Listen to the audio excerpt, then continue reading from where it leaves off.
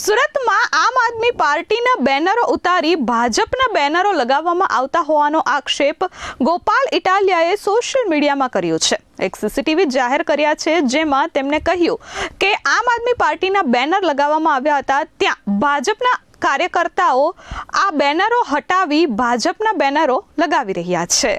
સ્થાનિક સ્વરાજ્યની ચૂંટણીનો જંગ હવે ગલી મહોલ્લા સુધી પહોંચી ગયો છે। સુરતમાં રાજકીય ગરમાવો તેની ચરમસીમાએ છે, ત્યારે સત્તાધારી પક્ષ ભાજપ અને વિપક્ષ આમ આદમી પાર્ટી સામસામે આવી ગયા છે।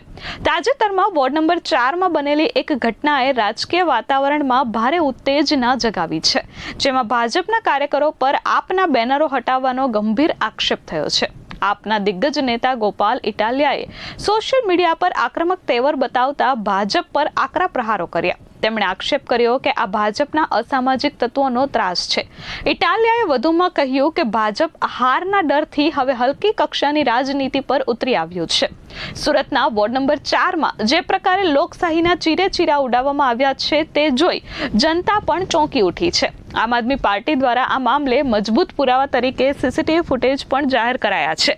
આ વિડીયોમાં સ્પષ્ટ જોઈ શકાય છે કે કેટલાક શખ્સો આમ આદમી પાર્ટીના પ્રચાર બેનરો અને હોર્ડિંગ્સ ઉતારી રહ્યા છે અને તેની જગ્યાએ ભાજપના બેનરો લગાવી રહ્યા છે। આ ફૂટેજ વાયરલ થતાં જ સોશિયલ મીડિયા પર યુઝર્સ પણ ભાજપની આ પદ્ધતિ પર સવાલો ઉઠાવી રહ્યા છે।